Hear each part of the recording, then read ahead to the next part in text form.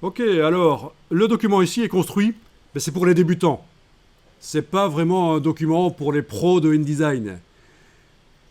Et normalement, dans un document pour les pros de InDesign, les grands titres sont dans le même bloc que les sous-titres et le corps du texte. Et quand on veut faire deux colonnes, on fait un seul bloc et on met deux colonnes dans le bloc. Ça, c'est les pros de InDesign qui font comme ça. Ici, c'est un document où les choses sont bien séparées dans différents blocs et c'est plus facile quand on est débutant. Et donc, les grands titres, là, vous voyez, ils sont dans leur propre bloc avec la flèche noire. Je peux les déplacer.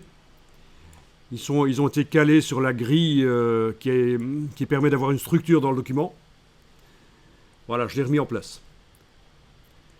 Alors, si je veux abaisser le titre, le faire plus proche, parce que je trouve que c'est mieux. D'ailleurs, on verra mieux ça en affichage aperçu. On verra mieux que... Il faut le sentir, c'est un peu comme une peinture. La mise en page, c'est comme ça.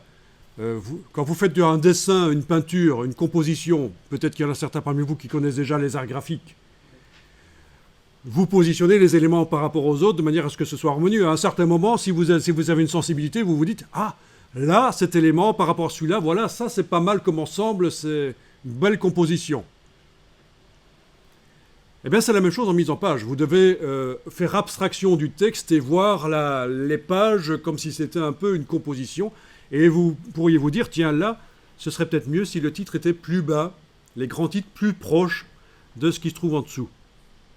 Ça, en plus, ça va faire plus d'espace au-dessus et les espaces blancs dans une mise en page apportent un côté luxueux intéressant. Plus vous voulez donner un côté luxueux à la mise en page, plus vous devez faire des espaces, des emplacements dans les pages où il n'y a rien. Plus vous voulez faire bas de gamme, plus vous faites du remplissage partout. Alors figurez-vous que pour arriver à baisser le titre, on ne va pas le faire par les styles de paragraphes qui concernent les titres de premier niveau. On va le faire par la modification des blocs qui contiennent les titres. Alors vous allez cliquer à côté de la page, rien n'est activé. Vous cliquez à côté de la page, rien n'est sélectionné. Vous allez dans menu fenêtre, style, style d'objet. Fenêtre, style, style d'objet. Et dans les styles d'objets, oui, parce qu'il y a des styles pour les mots, c'est des styles de caractères. Il y a des styles pour les paragraphes, c'est des styles de paragraphes, mais il y a aussi des styles pour les blocs, c'est les styles d'objets. Il y a en fait un style d'objet qui est spécialement prévu pour les titres. Et ça s'appelle titre en début de page. Vous allez double-cliquer à droite du nom ici, le titre en début de page. Vous allez cocher la case aperçu. Dans les options générales de bloc de texte, options générales de bloc de texte, vous voyez que le texte actuellement est prévu pour être centré dans le bloc.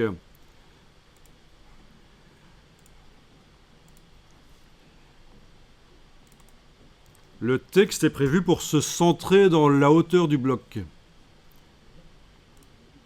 C'est ce qui est indiqué ici. Justification verticale, alignement centré. Alors pour arriver à abaisser le titre, il y a plein de solutions. En voilà une, vous allez casser la chaîne qui permet de modifier d'un coup les 4 marges gauche, droite, au bas de l'intérieur du bloc. Donc la chaîne est cassée. Et vous allez ajouter de la marge au-dessus. Voilà.